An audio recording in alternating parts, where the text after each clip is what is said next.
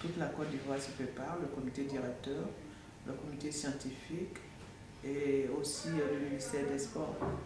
Donc je vois que tout le monde a pris conscience que la Côte d'Ivoire va abriter quelque chose de formidable.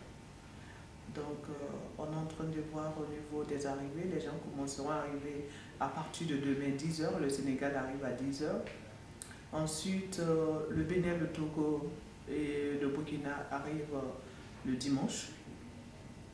Les Rwandais, eux, ils arrivent le mardi, mais les Burundais, la plus grande partie des pays sont là le lundi. Donc depuis dimanche, tout le comité scientifique sera présent au niveau de l'INJS pour recevoir nos hôtes.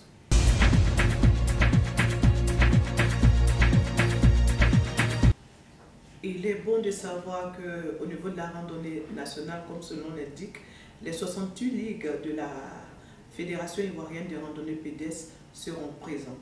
C'est pour cela qu'on attend 20 000 personnes.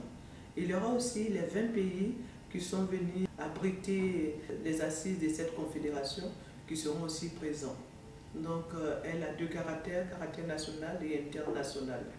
Il est bon de savoir que c'est la 4e édition. C'est notre manière de prouver à toute l'Afrique et plus précisément à notre pays, la Côte d'Ivoire, que les Ivoiriens ont pris conscience et c'est le grand rendez-vous des randonneurs.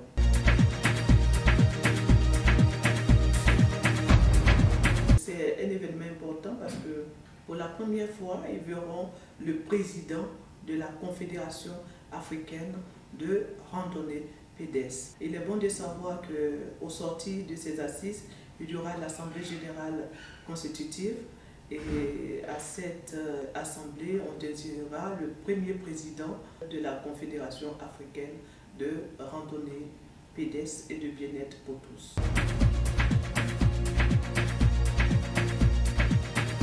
Je parlais d'apothéose le 17 août à Alokwa, à 9 km de l'Autorité du Nord. Nous aurons la compétition internationale de randonnée d'endurance qui est une chose importante. C'est la première fois en Afrique et la première fois en Côte d'Ivoire. Les 20 pays vont participer à cette compétition. J'ose croire que la Côte d'Ivoire pourra briguer les premières places au niveau de cette compétition parce que la trouvaille est née au niveau de la Côte d'Ivoire. C'est la Côte d'Ivoire qui a pensé à cela et la Côte d'Ivoire a mis les règles qu'il faut. Donc, si une première compétition se passe sur notre terre natale, chez moi, il paraît important que la Côte d'Ivoire fasse tout possible pour porter haut les couleurs de notre pays. Et à l'instar de ça, on aura aussi la randonnée pédestre que nous avons l'habitude de voir, la 4e édition de la rando nationale. Cette rando nationale sera sur 2 circuits. Le premier circuit, c'est le circuit de 10 km pour Monsieur Tout le Monde au niveau d'Alokwa. Le deuxième circuit, c'est le circuit qui va prendre en compte les personnes de 3e âge et les enfants de 8 à 12 ans sur 3 km.